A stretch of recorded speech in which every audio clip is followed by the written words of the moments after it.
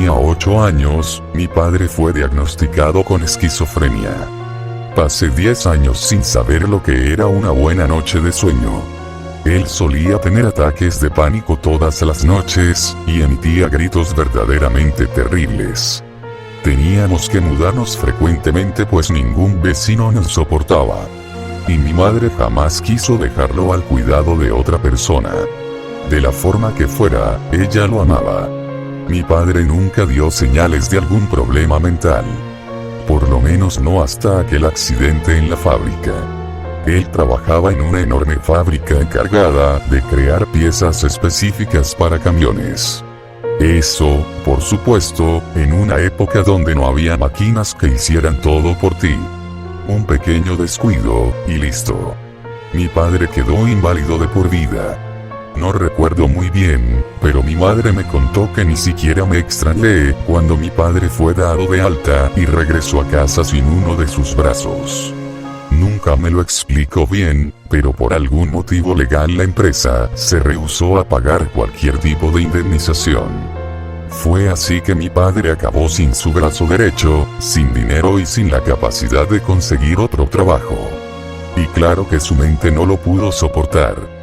Desde mis 3 y hasta los 6 años, lo vi muy pocas veces.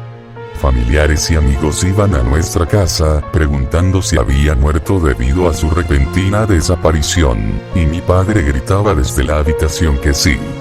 En cierta forma, él realmente estaba muerto. Un día antes de mi 7º cumpleaños recuerdo haber hecho una oración. Hoy, me considero ateo, pero aquellas palabras suplicantes dichas de rodillas al pie de la cama, aún están en mi mente. Como si una parte de todo eso que sucedió fuera mi culpa. Le pedí a Dios que contentara a mi padre, para que no siguiera tan triste. Fui a dormir, y cuando desperté, mi padre estaba en la cocina preparando un café, algo que no había hecho en los últimos 3 años. Con una sonrisa dibujada de forma tenebrosa en su rostro, él relataba un sueño que tuvo la noche anterior. Un hombre de apariencia extraña, solo lo observaba y reía. Y en una especie de contacto mental le había hecho una petición. Mi madre no entendía de lo que hablaba mi padre, pero se contentó con el hecho de que pudiera salir de la habitación aunque sea un día. Mi padre gritaba, sin darse cuenta que había levantado la voz, que no había sido un sueño y que dicho hombre le había enviado una carta. Nos enseñó la correspondencia que había llegado aquel día. Una de ellas tenía una nota que decía, pide un deseo. Y una foto en blanco y negro de un hombre con apariencia andrógina con los ojos cerrados. Entendía muy poco la conversación de los adultos mientras tomaban su café de la mañana, pero ver a mi padre sonreír después de tanto tiempo fue el mejor regalo que pude recibir. Mi madre hizo un pastel, cantamos y comimos. No tenía muchos amigos, por lo que mis cumpleaños eran celebrados de una forma sencilla. Los años de horror de mi infancia comenzaron al día siguiente. Despertamos con un grito de mi padre. Me levanté de la cama asustado y corrí a la habitación de mis padres. Al llegar ahí, me encontré con mi madre sentada en la cama, con una mirada desencajada y mi padre de pie gritando. Dios mío, Dios mío. Mi brazo ha nacido de nuevo. Tengo 2 brazos otra vez. Apenas me mantuve de pie, intentaba entender lo que sucedía. Por más que él insistía en decir que su brazo había crecido de nuevo, cualquiera podía ver que él continuaba incapacitado. Corría por la casa tomando objetos imaginarios y gritándonos, ¿ven eso? ¿Están viendo eso? Intentó conseguir un empleo, pero no pudo porque no tenía el brazo. Cuando contó y mostró a sus amigos, nadie era capaz de ver su brazo, pero él se afianzaba en su posición. De ser un hombre deprimido, él pasó a ser un sujeto agresivo con cualquiera que no creyera en su historia del brazo imaginario. Eso no resultó en ningún problema durante un buen tiempo, hasta que comenzó a decir que unas escamas le habían comenzado a nacer en el brazo. Decía que poco a poco iba perdiendo el control de aquel miembro, como si pudiera controlarse a sí mismo. Y así comenzaron las noches de sueño perdido, debido a los gritos de mi padre. Con mucho esfuerzo un médico lo examinó y concluyó que era esquizofrénico. Desde esa fecha mi madre decidió que la mejor opción era dejarlo encerrado en una habitación para que no se convirtiera en un peligro para mí. Puede que esta actitud resulte egoísta y absurda, pero en los 80s, así solían tratar a las personas con cualquier tipo de problema mental. Era toda una cuestión cultural de la época. Descubrí un mundo nuevo. Estudié, hice amigos, conocí lugares y me distancié cada vez más de mis padres. De vez en cuando llamaba para saber cómo estaba mi padre. Siempre era el mismo, con las mismas crisis nocturnas. Mi madre continuaba cansada cuidando de él. Yo seguía demasiado ocupado con mi propia vida. Las únicas ocasiones en que los visitaba era para llevar dinero. Las cosas se habían puesto difíciles desde que mi padre dejó de trabajar. A pesar de todos esos acontecimientos de la infancia, nada me pudo preparar para la pérdida que vendría. Me quedé helado con el teléfono en el oído. Tener que escuchar aquellas palabras: "Tu madre falleció", me golpeó como una puñalada en el vientre. Como si una parte de mí hubiera sido arrancada. Tener que identificar el cuerpo y verla con el rostro completamente desfigurado fue una tortura. La casa no tenía señales de allanamiento o cualquier tipo de invasión. La policía fue hasta el lugar solo porque los vecinos escucharon gritar a mi padre durante horas: "Yo la maté, yo la maté".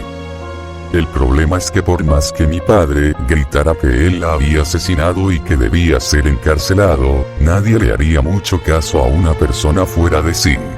Y lo más extraño fue cuando los oficiales confirmaron que las heridas habían sido hechas por una persona diestra. Y ya que mi padre no tenía el brazo derecho, él no podía ser el asesino. Ahora, era mi responsabilidad cuidar de él. Pero ni siquiera podía mirarlo a los ojos. No importaba lo que la policía dijera, yo sabía la verdad. Yo sabía quién había matado a mi madre. Mi padre era un hombre común y eso era lo que más me asustaba.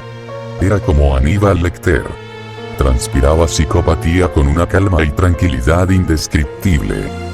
Sabes que no me puedo quedar contigo, ¿verdad? Claro. Y yo no quiero. Respondió con una mirada seria, pero pude ver una lágrima luchando por no caer. Voy a pagar el mejor asilo aquí en la ciudad. Te quiero, hijo. Me interrumpió. Yo quería decirle que también lo amaba. Mis labios temblaron, pero no salió nada. Te llevaré mañana. ¿Está bien? Yo no la maté. Quiero decir, yo la maté, pero yo no quería. Eso ahora ya no importa, papá. Sacó un papel doblado de su bolsillo y me lo entregó. El papel olía a viejo. Pedí de forma incorrecta. Traté de volver a pedir el deseo, pero creo que él solo lo cumple una única vez. Necesitas saber eso, hijo. No me importa si tengo que morir, es necesario que lo sepas. Abrí el papel que me había entregado. Era aquella misma foto, la del hombre de ojos cerrados, que él había recibido un día antes de que toda esta pesadilla comenzara. Guardé el papel sin darle mucha atención y salí. Cuidado con lo que deseas, hijo. Me dijo mientras me alejaba. Pasó un año desde que mi madre murió y mi padre fue a vivir al asilo. Nunca lo visité desde entonces. Y aquella foto permaneció guardada junto a otras cosas viejas. En mi cumpleaños número 27, el rostro de mi madre no salía de mis pensamientos. Recordé cómo solía prepararme un pastel de limón, mi favorito. Recordé cómo convertía en todo un ritual el cantarme las mañanitas a las 10:27, la hora exacta en que nací. Y como era la única que me entendía, y de cómo la dejé sola, con la responsabilidad de cuidar a un loco. Tomé la foto vieja del interior de una caja y la miré fijamente. Me sentí un estúpido por siquiera pensar en esa posibilidad. Apenas le susurré: quiero ver a mi madre de nuevo, y sentí como la foto quemaba mis manos. Y aquel hombre abrió los ojos y sonrió. Dejando de lado el hecho de que la foto se había movido frente a mis ojos, aquella sonrisa era tenebrosa, casi burlona. Te estarás preguntando si los deseos hechos a aquella imagen aterradora se realizan. Sí, se cumplen. Yo volví a ver a mi madre. Ahora, a donde quiera que voy, ella está conmigo, observándome. Con el rostro completamente desfigurado. Caminando con pasos torpes, casi convulsionando. Con las gotas de sangre fresca escurriendo por su tórax. Daría cualquier cosa para no volverla a ver.